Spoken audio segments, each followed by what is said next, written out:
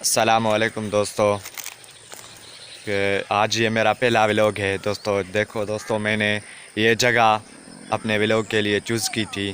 دیکھو یار، میں اپنے گاؤں سے 2 کلومیٹر دوری پہ آیا ہوں اور ولاگ بنانے کے لیے۔ دوستو یہاں کا بیک گراؤنڈ بھی دیکھیں اور لک بھی دیکھیں، بہت خوبصورت ہے۔ دیکھو یہاں کا لک دیکھو، بہت خوبصورت ہے۔ اس لیے دوستو نئے ولاگر کو سپورٹ کی ضرورت ہوتی ہے، اس لیے دوستو آپ مجھے سپورٹ کریں، آپ کی بڑی مہربانی ہوگی۔ تو چلتے ہیں میرے انٹروڈکشن پہ۔ دوستو میرا نام ہے ارشاد علی شر، اور میرپور ماتھیلو کے نزدیک ایک گاؤں ہے، اس میں رہتا ہوں، اس کا نام ہے فقیر محمد شر۔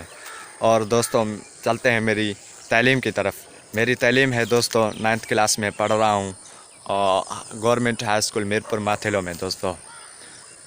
دوستو تے رہیں گے ویڈیو میں۔ خدا حافظ۔